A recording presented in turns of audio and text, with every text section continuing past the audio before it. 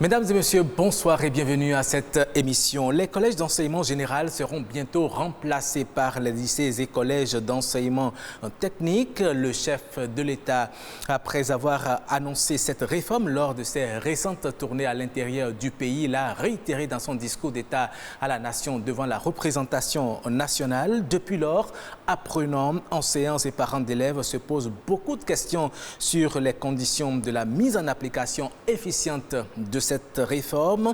Qu'est-ce qui va désormais changer? Quelles seraient les implications de cette réforme? C'est pour en débattre que nous recevons pour vous des invités sur ce plateau. Professeur Auguste Videgla, bonjour. Bonjour, monsieur le journaliste. Vous êtes universitaire et expert en management. Merci d'avoir répondu à notre invitation. En face de vous, nous avons Expédie Cosme Bokovou. Il est ingénieur de la formation et de l'éducation des adultes en service à l'INFRE, l'Institut national pour la formation et la recherche en éducation. Bonsoir à vous aussi. Bonsoir, monsieur le journaliste. Très bien. Alors, mesdames et messieurs, l'État béninois est parvenu à délivrer l'école des grèves perlées. Malheureusement, de véritables problèmes subsistent. Pendant 3 mois après la rentrée scolaire, nombre d'établissements scolaires n'ont pas pu avoir tous les enseignants pour enseigner dans les différentes classes. Ce n'est qu'à partir de ce mois de janvier que certaines classes ont commencé à avoir les enseignants. Déjà, quelle appréciation faites-vous de cette situation de l'école béninoise? Oui, monsieur le journaliste, merci pour m'avoir invité pour débattre d'une question si cruciale. Ouais. Si importante pour le système éducatif national. C'est en fait le constat selon lequel 3 mois après, les apprenants manquent de professeurs, d'enseignants dans beaucoup de matières. Et le plus souvent, c'est des matières cruciales. Les mathématiques, les sciences physiques essentiellement. Une situation déplorable, mais dont les causes ne datent pas d'aujourd'hui. Les causes puisent leurs racines dans la gestion du système, la planification du système, depuis des décennies. Mais spécialement pour cette année, l'année dernière, cela n'a pas été le cas. Pendant 3 mois, des classes, par exemple, même des classes d'examen qui n'ont pas pu avoir un professeur de mathématiques, professeur de sciences physiques, alors que c'est leur matière principale. Est-ce que cela ne pose pas un problème? Oui, comme je l'ai dit tantôt, cela pose un problème. Mais je disais que les racines du problème ne datent pas d'aujourd'hui. Oui. Il faut avouer que cette situation de pénurie d'enseignants est vécue depuis plusieurs années. L'année dernière, on en a vécu, peut-être pas avec la même ampleur. Et puis, cette année, ça a eu plus d'ampleur. Et peut-être que les années à venir, si on ne fait rien pour vite pallier ce déficit, ça pourrait s'aggraver. Mais il faut avouer que la conjugaison, la situation actuelle est la résultante d'un certain nombre de faux pas, d'un certain nombre de dysfonctionnements auxquels on n'a pas pu parer au plus pressé et qui a fini par se manifester aujourd'hui. D'accord. Voilà. Alors, professeur Videgla, comment peut-on se faire surprendre par le fait qu'il n'y ait pas d'enseignants pour s'occuper des enfants dans les classes? Bon, en réalité, comme l'a dit mon confrère en face, la situation ne date pas d'aujourd'hui. Et comme vous le savez, chaque année arrive au niveau de l'éducation, des centaines de milliers de jeunes qui accèdent au cours primaire comme au secondaire. Et la vocation même d'enseignants de plus en plus n'est plus tellement prisée comme avant. Mais spécialement pour cette année, à part ces effets conjugués du système éducatif qui était un peu désorganisé depuis des décennies, il y a aussi l'évaluation auquel a été soumis les enseignants, parce qu'il y a une chose, former, éduquer nos enfants, mais les éduquer qualitativement, afin que quand même notre école puisse retrouver ses lettres de noblesse. Donc vous savez qu'à l'issue de cette évaluation, il y a eu des constats qui ont été faits, où on se rendait compte que parmi les enseignants, il y en a très bons, mais il y en avait aussi qui n'avaient même pas le niveau de la classe qu'ils enseignaient, parce qu'on leur donne des épreuves de la classe où ils enseignent en mathématiques, où ils n'arrivent pas à trouver des réponses. Donc, ce qui cause un véritable problème. Donc, tout ceci rentre dans le cadre d'une vaste réforme en cours et qui est presque achevée par le nouveau gouvernement sous l'impulsion du président de la République, son excellent président Patrice Talon. Nous allons justement parler de ces réformes, mais en attendant, il n'y a pas que le problème d'enseignants qui se soit posé, il y a également le problème d'infrastructure. Oui, est-ce qu'on peut aussi être étonné que les enfants n'aient pas de classe, n'aient pas de matériel didactique pour pouvoir mieux apprendre dans les écoles? Tout comme le problème d'enseignants, ce problème est récurrent depuis des décennies. Alors, le mal, maintenant la mauvaise orientation des gouvernements passés, des régimes passés, a été toujours de résoudre les problèmes au fur et à mesure qu'ils arrivent. On ne peut pas rentrer dans la gouvernance de l'éducation nationale en faisant de l'improvisation à chaque fois. Donc, c'est ces improvisations en apport de solutions qui ont fait que les problèmes n'ont fait que persister et même se multiplier. Aujourd'hui, la démarche, c'est plutôt de faire une réforme globale et d'aller dans une démarche prospective et dans un cadre de planification adéquate. Je pense que les réformes étaient faites pour les infrastructures, les matériels didactiques. Il y a des agences qui ont été créées, notamment pour les infrastructures scolaires, il y a une agence dédiée, spécialisée.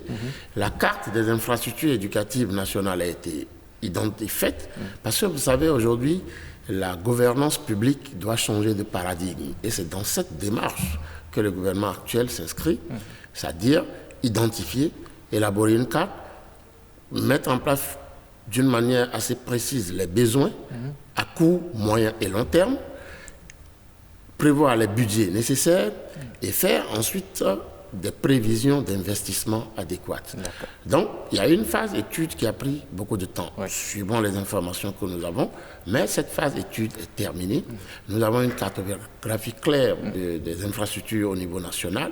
Je pense que l'année 2020 serait la dernière année où il y aura un flottement au niveau de l'éducation. À partir de 2021, les balises seront beaucoup plus prometteuses. Nous l'espérons vivement pour le bonheur de nos apprenants, pour le bonheur du système éducatif. Oui, le système éducatif béninois qui semble perdre en efficacité externe. Est-ce que c'est compte tenu de tout cela que les réformes sont en train d'être initiées, M. Bokovu? Oui, absolument. Il faut reconnaître la clairvoyance de l'équipe actuelle, l'équipe dirigeante actuelle, notamment la volonté du chef de l'État de penser systémique, de penser globalement le système. Comme l'a dit tout à l'heure mon cher aîné, M. Videgla, les problèmes se résolvaient un peu par saucissonnage. Les problèmes se réglaient par saucissonnage et dans des dispositifs plus ou moins cloisonnés.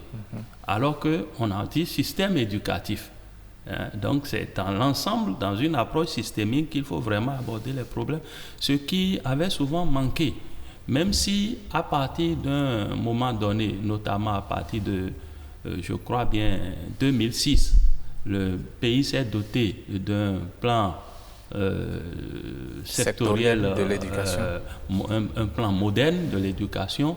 Mais est-ce que les prévisions avaient été respectées? Les prévisions n'étaient pas vraiment respectées. Et puis le cloisonnement aussi a fait que ce qui aurait pu être abordé, les aspects qui auraient pu être abordés de façon systémique dans une approche systémique, ont continué par être gérés de façon cloisonnée. Voilà. Alors, cela fait que, donc, il n'y a pas eu véritablement un respect des prévisions, et il n'y a pas eu véritablement une approche systémique, et si bien qu'on a réglé les problèmes tels qu'on les avait réglés, et finalement, on n'a pas eu les résultats escomptés. Et est-ce que ces problèmes qui n'ont pas été réglés comme cela se doit justifient à dire que le système éducatif béninois actuel forme plus de chômeurs? Absolument, absolument. Et la question, vous posez là la question de l'adéquation formation-emploi. Alors, est-ce qu'on s'est véritablement questionné sur la pertinence même des diplômes qui étaient obtenus par les apprenants au bout de leur cursus? La pertinence des diplômes, leur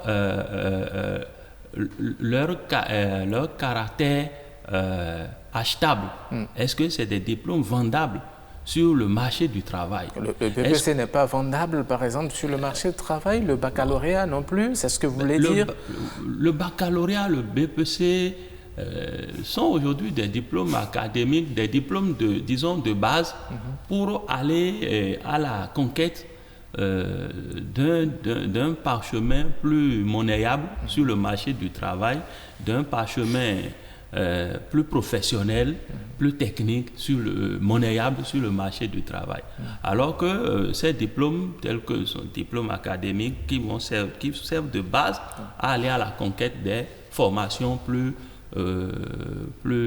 professionnelles, plus techniques, où vous aurez à les vendre sur le marché. Mais lorsque vous avez des diplômes académiques tout crus, et que vous voulez vous positionner sur le marché du travail, c'est plus compliqué. Oui, et le chef de l'État dit, il dit c'est notre système, c'est le modèle du système éducatif béninois qui forme au chômage qu'il faut revoir. Est-ce que vous vous inscrivez dans cette logique? L'école béninoise a formé pendant des décennies, mais bon, c'est vrai qu'il y a le problème de chômage qui se pose au Bénin comme partout ailleurs. Est-ce qu'on peut responsabiliser le système éducatif comme la cause de ce problème de chômage? Ben, tout à fait, absolument. Le système éducatif est la seule cause de ce phénomène de chômage endémique des jeunes. Parce que durant longtemps, depuis les indépendances, on a toujours pensé fonctionnaire d'une part. Donc, l'architecture même de notre éducation était orientée vers la formation de cadres administratifs ou d'intellectuels dans les domaines des lettres, dans les domaines de la géographie, dans les domaines du droit. Parce que le pays en avait besoin. Le pays en avait besoin, oui, mais un pays ne se développe pas sur la base des cadres administratifs, des intellectuels en griffe. Le développement des pays est basé sur la production. Qui sont ceux qui assurent la production? C'est les techniciens, c'est les ingénieurs, c'est les gens de métier. Donc, toute la politique, depuis les indépendances, a été orientée pour former des intellectuels, mais des intellectuels qui n'ont pas les leviers pour agir sur le système productif. Donc aujourd'hui, si je suis bien votre argumentaire, c'est qu'on n'a plus besoin de former des intellectuels aujourd'hui. Non, on a toujours besoin des intellectuels. Mais à quel pourcentage? C'est pourquoi tout à l'heure je disais, dans le paradigme dans lequel les systèmes éducatifs ont été mis en place, n'ont pas tenu compte de notre développement. Quelle éducation pour le développement du Bénin? Cette réflexion aurait dû être menée depuis les années 60 pour dire notre système éducatif a besoin de 15% d'intellectuels, 20% d'ingénieurs, 50% de techniciens, 20% d'ouvriers. Donc il faut définir les métiers porteurs du développement, les branches de métiers dans lesquelles il faut former pour occuper tel ou tel. Donc cette politique, d'une manière globale, n'avait pas été pensée, ou même si elle avait été pensée, sa mise en œuvre a été désorientée. Donc c'est pour ça que, vous savez, la richesse est créée par la production. Un intellectuel ne va pas aller au champ. Il ne va pas aller faire la menuiserie, la mécanique industrielle. Il ne va pas aller créer des industries. Il ne va pas faire de l'artisanat. Alors, ce sont ces corps de métier qui sont les socles du développement d'un pays. Ce sont ces corps de métier qui emploient la jeunesse. Dans le monde entier, partout au monde, jusqu'à récemment, les gens pensaient que c'est l'État qui est le meilleur employeur. C'est faux. C'est le secteur privé qui constitue 80% du pourvoyeur d'emploi dans n'importe quel pays. L'État n'absorbe à peine que 20% ou 10% d'emploi. D'accord. C'est certainement pour relever la pente que le gouvernement annonce son intention de faire remplacer les collèges d'enseignement général en lycée et collèges d'enseignement technique. Que pensent justement les premiers concernés, c'est-à-dire les apprenants, de cette décision qui va intervenir bientôt? Nous leur avons tendu leur micro, Victoire Ongan leur a tendu son micro. Nous allons les écouter pour savoir ce que même les apprenants aussi pensent. Je pense que la nouvelle décision de notre président Patrice Talon est une bonne chose. Quand il a dit qu'il va transformer les CEG en lycée technique parce que je n'aurai plus du mal à trouver du boulot. Je vais facilement trouver du boulot parce que je vais faire la pratique. Contrairement à certaines personnes, si une entreprise cherche par exemple des techniciens, on est nombreux à déposer nos dossiers. Celle qui a fait la pratique aura davantage sur les autres. Apparemment, ce que le gouvernement veut faire, selon moi, c'est très bon. Parce que mon père avait dit si j'ai eu l'université, j'allais faire les études techniques. Donc si le gouvernement fait ça, ça serait une belle occasion pour moi. Maintenant, il y a certaines personnes qui ont des diplômes, ils sont à la maison, ils ne font rien. Bon, si on met ça là, ça serait une belle occasion pour nous. Donc là, si on finit, on peut au moins trouver quelque chose à faire. On constate de nos jours que la plupart des gens vont tous vers les séries scientifiques et littéraires négligent beaucoup la série technique parce qu'on n'a pas la possibilité d'avoir des séries techniques dans nos écoles. Je pense que c'est une bonne initiative. Les lycées, on fait théorie pratique, mais nous, on ne fait que des théories. Donc du coup, si on le fait vraiment, ça va nous arranger à faire aussi les cours pratiques. Là, il y a des différences parce que l'élève ne serait plus paresseux. Le monde auquel nous sommes maintenant, là, c'est la main. Vous-même, vous comprenez un peu ce que je dis. Moi qui suis ici maintenant, je suis élève, mais pourtant, on dirait que je suis artisan. Vous voyez, non? Donc si on amène tous ces genres de trucs-là, nous, on serait gagnants. On va vite s'en sortir en autre domaine que nos dons vont avoir leur valorisation en fait. Parce que les élèves ont leurs dons, mais on ne fait que faire des cours à l'écrit. Donc à l'écrit seulement ne veut rien dire parce que la vie actuelle où nous sommes, ce n'est pas l'écrit qui gagne. C'est une bonne initiative. Nous aurons une idée de ce qu'on veut faire. On ne va pas trop se perdre avant de faire les choses. Ça leur permet de se spécialiser dans un domaine fixe. Voilà. On a suivi beaucoup de réactions. Avoir une idée claire de ce que l'on veut faire vous permet de vous spécialiser dans un domaine.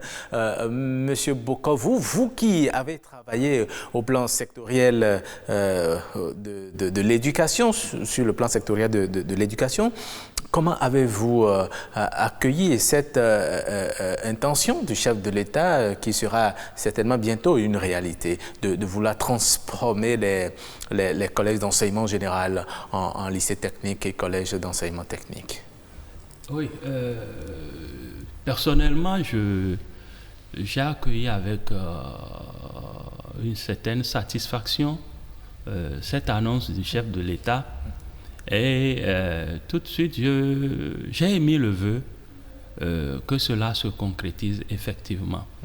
Parce que le plan sectoriel de l'éducation post-2015, c'est-à-dire qui court jusqu'à l'horizon 2030, avait déjà prévu un certain nombre de dispositions.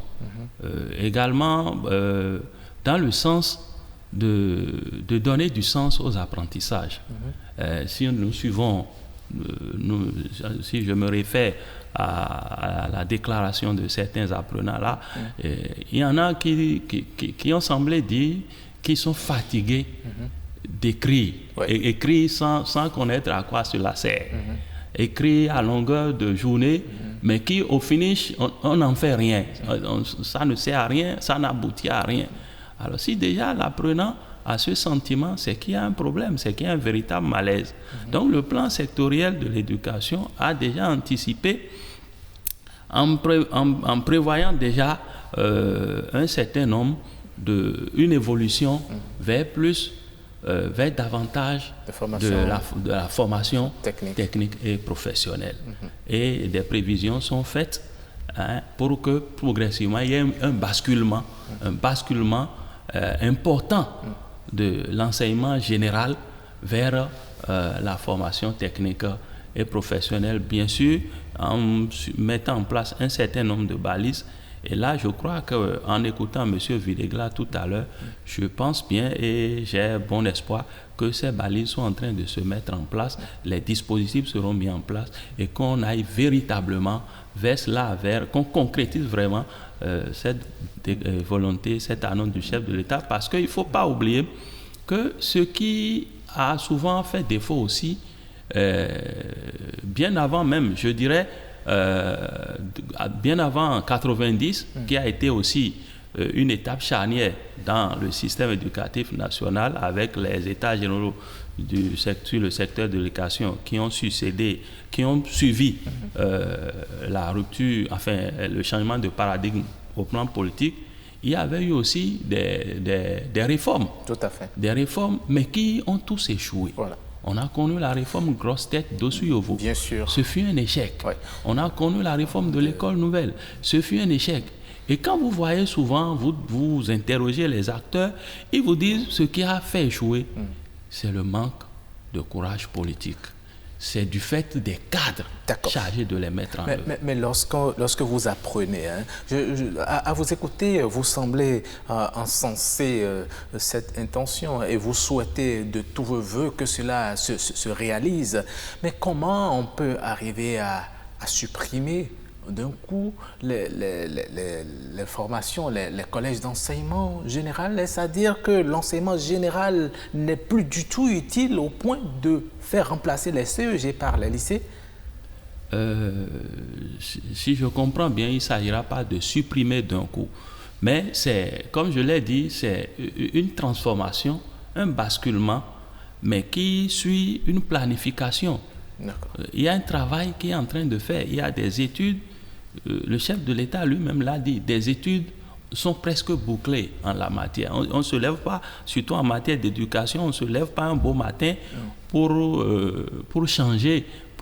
Là, on risque d'avoir... Mais je crois qu'il y a des balises qui sont en train d'être posées. Et cela se fera dans les règles qu'il faut, dans les normes qu'il faut, pour que l'arrimage se passe très bien. Mais cela ne voudrait pas dire qu'on voudrait supprimer totalement des formations d'ordre général. Voilà. Mais c'est en fonction des besoins du marché économique. C'est en fonction des besoins du pays. En main d'œuvre, le plan de développement du pays, on a besoin peut-être d'un certain pourcentage de professeurs, de chercheurs, d'intellectuels, mais on a besoin d'un pourcentage donné aussi de techniciens, d'hommes de métier. D'accord, très bien. On a besoin d'un pourcentage, d'un certain nombre d'hommes de métier. Monsieur Bokov vous l'a dit, il y a eu des réformes qui, pour la plupart, se sont soldées par des échecs. Vous avez dit tout à l'heure qu'il y a une étude qui a été réalisée et que l'étude est terminée. Vous avez même, vous semblez être dans le secret des dieux, vous avez donné une certaine assurance que bientôt en 2021, tout va très bien se passer. Mais est-ce que vous êtes certains, rassurés que bientôt les CEG n'existeront plus et feront place au lycée? Bon, d'abord, avant de répondre à votre question, il faut savoir une chose, c'est que l'enseignement professionnel et technique, le développement de l'enseignement professionnel et technique est la base sine qua non pour le développement de tout pays. Nous entendons parler des dragons d'Asie, des pays développés, des BRICS, des pays en voie de développement. La base de toute leur politique, c'est la richesse de leur enseignement professionnel et technique. Donc si nous partons de la base où le Bénin a des ambitions de se développer et d'arriver à un niveau où, mettons, le plein emploi est assuré à la jeunesse, le niveau de vie élevé, et que le pays se développe harmonieusement sur tous les plans. Cela veut dire qu'il faut professionnaliser notre éducation. Cela aura amené à se poser la question, quelle éducation en phase avec les ambitions de développement de notre pays? Mais est-ce le fait de professionnaliser l'éducation qui va régler le problème de chômage que vous avez évoqué tout à l'heure? Oui, absolument. Ouais. Le conseil est simple. Aujourd'hui, notre pays, c'est l'industrie, le tissu industriel est le plus grand employeur dans tous les pays. Notre tissu industriel est au niveau zéro. Les réformes entreprises par le gouvernement tendent à créer un climat favorable à l'investissement tant national qu'étranger. Mais lorsque les investisseurs viennent, supposons que l'usine Toyota ou même les fabricants de portables Android décident de s'installer au Bénin. Il n'y a pas de techniciens. Actuellement, il y a des investissements massifs dans le secteur du tourisme. Il n'y a pas de main-d'œuvre qualifiée. Donc, l'ensemble des secteurs pourvoyeurs de richesses, créateurs d'emplois, n'ont pas de main-d'œuvre. La fibre optique, vous êtes dans le domaine, a été déployée depuis quelques années, déjà 4 ans, mais savez-vous qu'on a été obligé, le gouvernement a été obligé de faire appel à une main-d'œuvre extérieure. Mais est-ce qu'on va... Les main-d'œuvre, ce sont des emplois temporaires, mais... Ah non, non, ce n'est pas des emplois temporaires. Peut-être que nos populations, ou même certains cadres, ne cernent pas encore ce qu'on appelle le développement. Si vous prenez une usine qui s'installe, elle ne va pas créer de l'emploi temporaire, c'est de l'emploi permanent et pérenne. Aucun pays au monde ne peut se développer. Tout ce qui se trouve dans ce plateau, enfin, dans ce plateau de télévision, la majorité, c'est importé. Si ces fabricants se trouvent ici au Bénin, c'est de la main-d'œuvre qu'elle va employer. Est-ce que nous avons des bons ouvriers au Bénin? On prend par exemple les menuisiers, les maçons, etc. Mais ils sont formés eux-mêmes sur le tas. Voilà, et vous faites bien de le dire, ils sont formés eux-mêmes sur le tas. Beaucoup d'entre eux n'exercent pas le métier pour lequel ils sont allés en apprentissage. On les voit dans d'autres secteurs à la recherche de leur gagne-pain. Pour la plupart, ils sont transformés en conducteurs de ZM ou bien en docker quelque part. Est-ce que les apprenants qui seront formés à la pratique, au métier, ne vont pas subir le même sort? Est-ce qu'il y aura une disposition particulière d'accompagnement de ces nouveaux apprenants? Oui, absolument. Comme je vous l'ai dit, peut-être le paradigme du système d'offres et de demande de l'emploi qui n'est pas encore maîtrisé. Pour que nous ayons des bons investissements massifs dans le secteur privé, parce que c'est le secteur privé qui est un gros employeur, ce n'est pas l'État. Pour que nous ayons un environnement attractif pour ces investissements, il y a la question de la qualification de la main-d'œuvre qui se pose. L'ensemble de ces CEG qui vont muter en lycée technique, il n'est pas dit que l'enseignement général sera supprimé. Ah, d'accord. Je donne un exemple. Je n'ai pas participé à l'étude, mais vu ma position et mon expertise, je pense qu'il y aura à peu près un dispositif de cet ordre. Si nous prenons un lycée ou un collège, à l'intérieur du collège, on va installer des dispositifs d'apprentissage.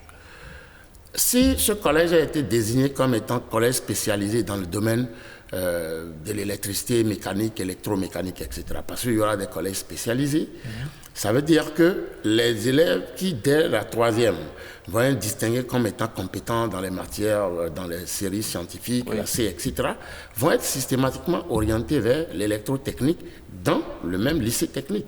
Mais aujourd'hui, nos collèges et nos lycées sont à presque 100% des collèges théoriques.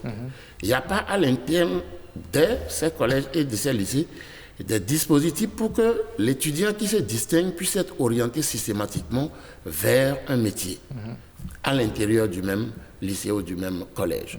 Voilà, ça ne veut pas dire qu'on va détruire systématiquement le dispositif de l'enseignement général, mais c'est de mettre en place un dispositif qui permette désormais aux élèves de choisir librement les métiers disponibles à l'intérieur de ces collèges. D'accord. À part les métiers traditionnels, vous avez toujours des filières telles que les comptables, les commerciaux, etc. Et tout, on ne va pas les supprimer, ils sont utiles dans l'enseignement. Ce sont des formations professionnelles. Professionnelles aussi, voilà. Donc, c'est ce que je pouvais vous dire. D'accord. Mais vous savez, quand on va décider de créer, par exemple, de transformer justement ces collèges en lycée, il va se poser également un problème. Si au niveau de l'enseignement général, on a eu des problèmes d'enseignants au point de priver les élèves d'apprenants, d'enseignants pendant 3 mois, et que maintenant il va s'agir de les soumettre à une formation pratique spécialisée, est-ce que le problème d'enseignants ne va pas se poser? Oui, le problème, c'est là où c'est un souci qu'il faut intégrer dans la planification qui sous-tend le nouveau paradigme. C'est-à-dire que la question, il faut penser en amont la question d'enseignant. Parce que c'est l'enseignant qui est disons, l'acteur essentiel, l'acteur incontournable de tout dispositif éducatif. Donc, il faut penser, je pense, qu'il va falloir intégrer cette dimension non seulement de la disponibilité en enseignant, mais de la qualification, de la compétence des enseignants. Parce que, comme l'a dit M. Videgla, si on demande aujourd'hui des enseignants, il y a plusieurs personnes qui vont se présenter avec un diplôme d'enseignant. Mais quant à savoir s'ils méritent, c'est-à-dire s'il y a un rapport entre le diplôme possédé et les compétences réelles pour enseigner, on trouvera une grande différence. C'est la preuve. Beaucoup ont participé aux évaluations et beaucoup ont échoué. Beaucoup n'ont pas pu montrer une certaine maîtrise suffisante des compétences professionnelles. Alors, donc, il va falloir intégrer dans les réflexions actuelles ou bien dans la planification qui va sous-tendre ce changement de paradigme, la question enseignante, il faut l'intégrer, et la question enseignante, de sorte que à assurer assurer le double défi disponibilité en quantité et disponibilité en qualité de l'enseignant. Et qui plus est, des enseignants de spécialité.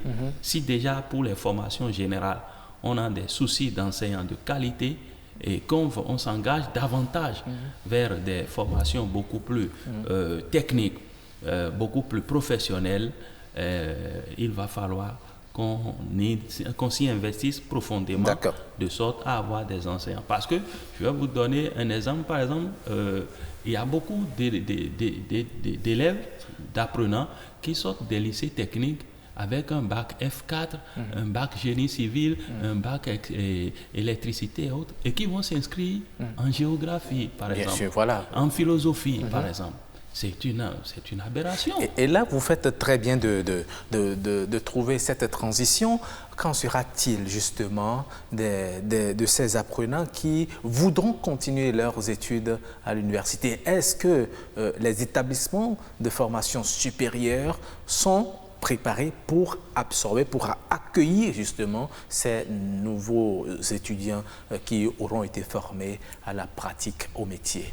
Bon, avant d'aborder cette question, pour souligner que, suivant ce que le chef de l'État a dit la dernière fois et les informations, c'est que le gouvernement a déjà anticipé. Avant même la mise en œuvre de la réforme, plusieurs centaines de prétendants au métier d'enseignant dans le secteur de la formation professionnelle ont été envoyés, d'autres en France, d'autres en Allemagne, au Canada. Oui, mais est-ce que c'est suffisant? Ce n'est qu'une poignée. Donc, je pense que le chef de l'État a promis qu'avant la fin de l'année, il y aura 1 millier d'enseignants qui seront formés, déployés sur le territoire. Et parmi ces enseignants formés, il y aura d'autres qui seront des formateurs. C'est-à-dire, on va former des incubateurs qui vont revenir après pour former d'autres locaux. Donc, comme je l'ai dit au début, le gouvernement agit d'une manière systémique. C'est dans le cadre d'un plan national, avec une programmation claire sur la base de la prospective qui a été bien définie, bien cernée, pour mener la politique publique en matière d'enseignement professionnel et technique. Rien n'a été fait au hasard. Et c'est pour cela que la réforme a pris un peu de temps. Elle a été engagée depuis 2017. Oui. Et c'est cette année que les études se sont achevées pour maintenant aborder la phase de mise en œuvre. Parce que le gouvernement, présidé par le chef de l'État, selon ce que nous avons suivi, ne fait rien dans la précipitation. Ils prennent tout le temps pour diagnostiquer, ensuite définir les approches de solutions, voir les sources de financement, parce que c'est très important. D'autres gouvernements ont échoué parce qu'on a fait une réforme sans penser à comment financer la réforme. Très bien. Donc, oui, allez-y. Oui, vous faites bien de le dire aussi. La question par rapport à la poursuite de la formation universitaire, j'en reviens là-dessus. C'est-à-dire, parce que si la même réflexion n'est pas remontée vers le supérieur et que des jeunes qui auront été formés à des métiers qui n'existent peut-être pas à l'université, à quel sort cela Non, la réforme au niveau universitaire, elle est plus vieille même que celle-là qui est récente, parce que la professionnalisation de l'enseignement supérieur, ça fait presque une vingtaine d'années qu'on l'a entamée avec les UFR, etc. et tout, mais c'était le même problème. Les réformes ont été initiées, mais sans financement, sans formation, sans disponibilité de personnel compétent pour accompagner la réforme. Il y a eu des flottements. Vous savez, même le système LMD, licence, master, doctorat, c'est un système basé uniquement sur une approche professionnelle. Mais nous avons le LMD aujourd'hui dans nos universités, mais en réalité, c'est pratiquement le même système encore un peu théorique qui est toujours mis en œuvre. Donc, au niveau universitaire, des dispositions ont été prises, des réformes ont été menées. Vous voyez, dans le cadre des examens nationaux de master et de licence, déjà, le gouvernement a initié cette réforme depuis 2-3 ans. Des métiers vont être introduits au niveau de l'enseignement universitaire.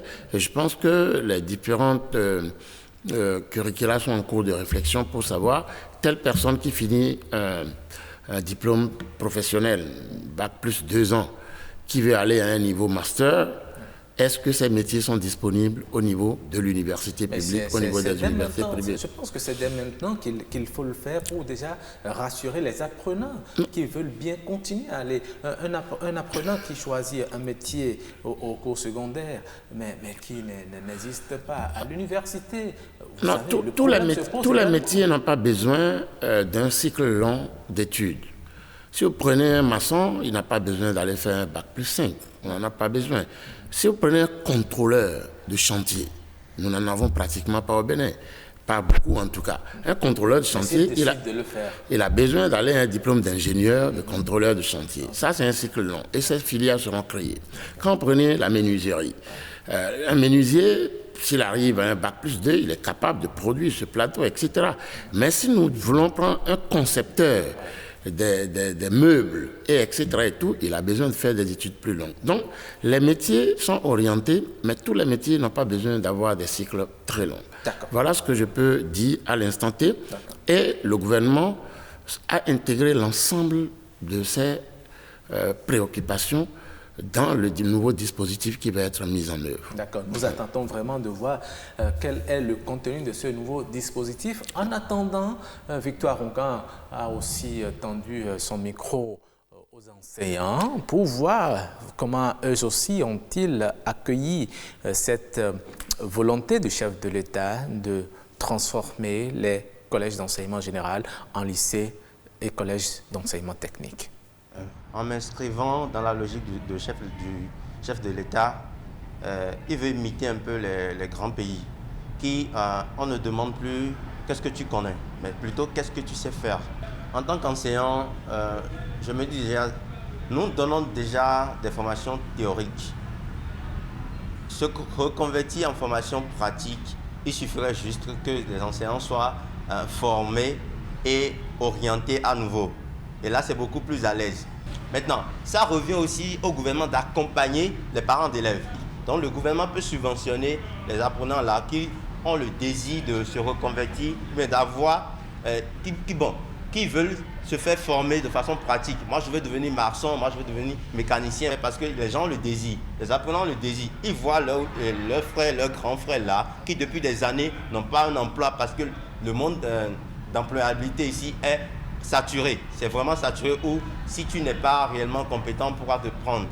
Je pense que c'est très bon pour l'avenir parce que d'abord, les enfants apprennent déjà à rentrer dans une vie active. Et cette mesure doit être accompagnée.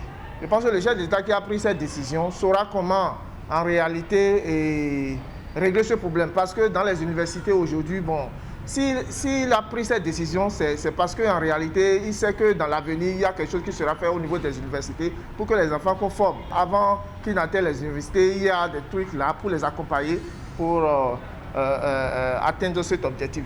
L'enfant qui apprend à faire de l'agriculture, il n'a pas besoin d'aller nécessairement sur le campus, à l'université.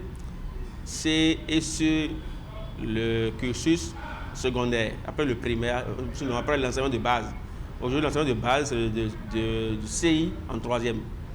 Il fait l'enseignement de base, il est maintenant pris en charge au second cycle. Et dans une discipline pratique, la menuiserie, la coiffure, la soudure. Après son bac, il peut déjà s'installer. Et il n'ira à l'université que lorsqu'il fait une perfection.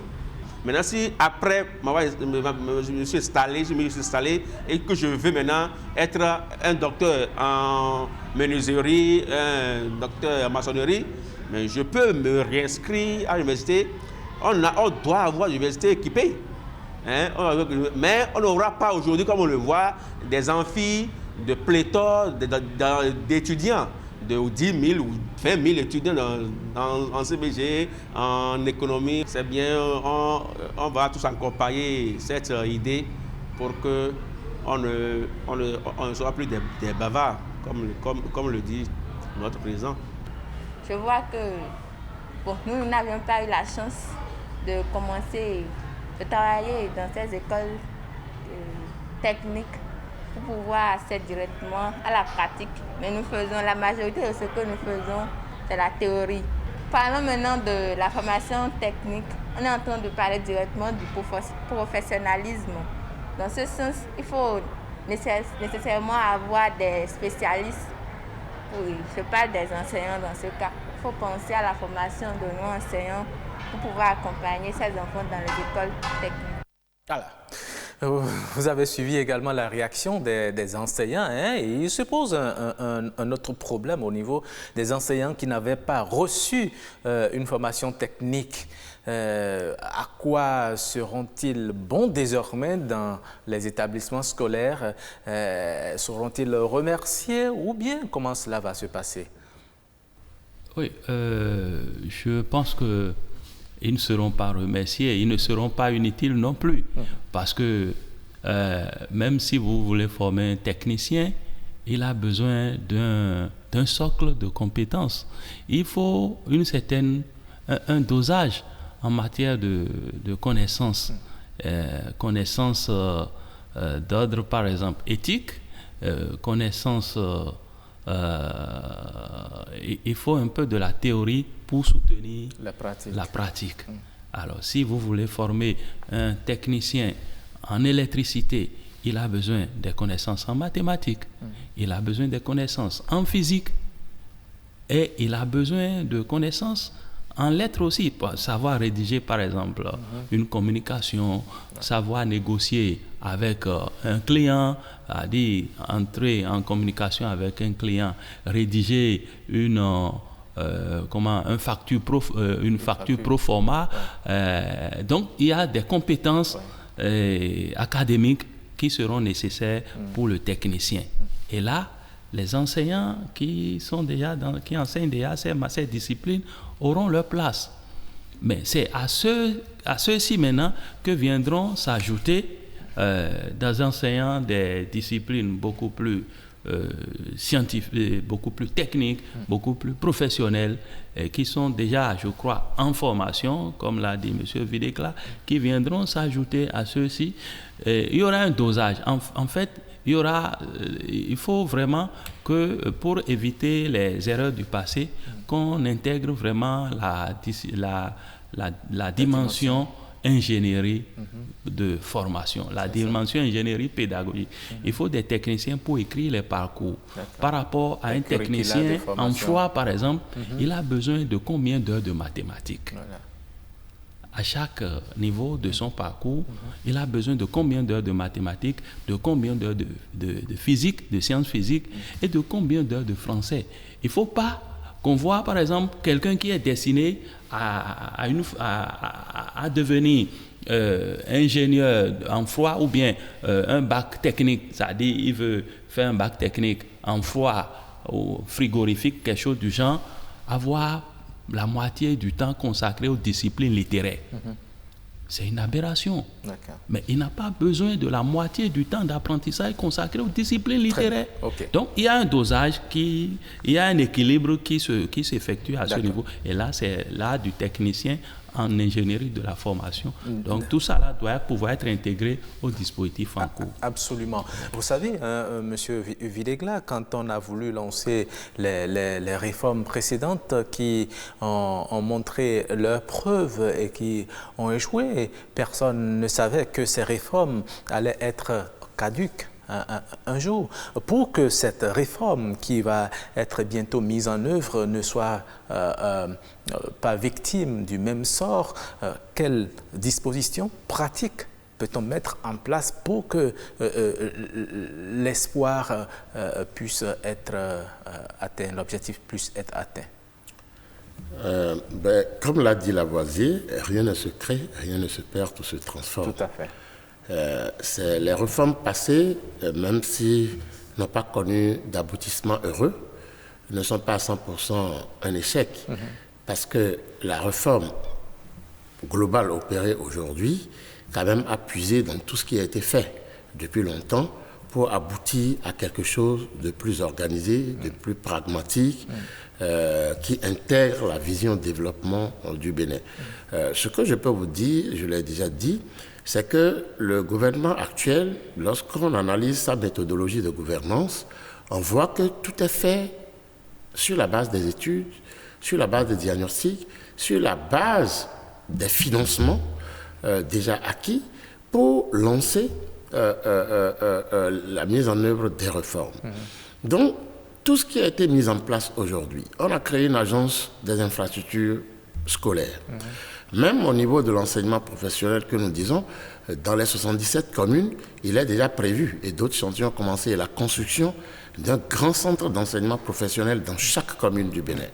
Et donc, au-delà des CEG, nous aurons un grand centre qui sera dédié, et je pense que la majeure partie des équipements de formation seront centralisés à ce niveau.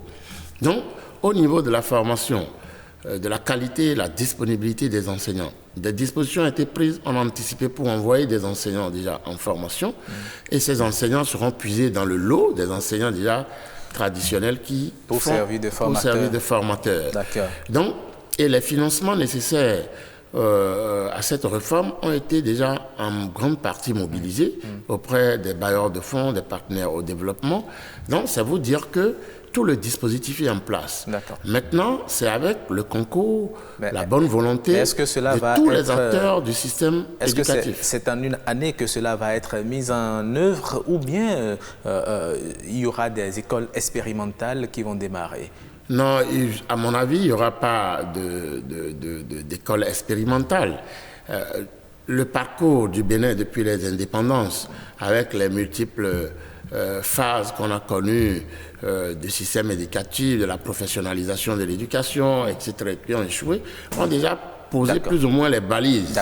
Même s'ils ont été des échecs, aujourd'hui les balises sont là.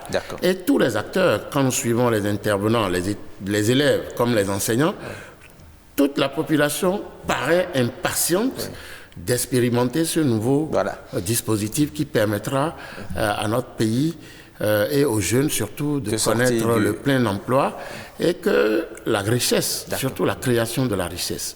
Parce que c'est le secteur privé qui est le socle du développement. Bientôt, il y aura au Bénin des investissements massifs dans le secteur du tourisme. Nous avons des unités industrielles qui seront créées, etc. etc. Tout cela va absorber la main-d'œuvre. Et mieux, ces élèves ou ces étudiants formés dans le secteur de la formation professionnelle vont pouvoir eux-mêmes lancer leurs propres unités de production, leurs propres entreprises, etc. Voilà, merci beaucoup Monsieur Auguste Villegla d'être passé dans cette émission. Cela va tenir lieu de votre mot de fin. Merci également à vous. Je vous laisse 20 secondes pour votre mot de fin très rapidement. On est pris par le temps.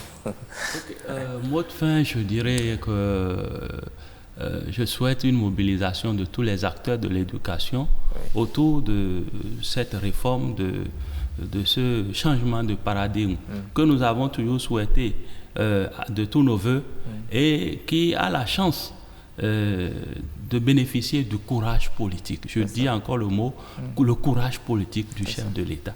Donc il faut un accompagnement de tous les acteurs et que cela puisse être de façon sincère et honnête pour qu'on puisse voir réussir. À partir de quelle année peut-on espérer cela?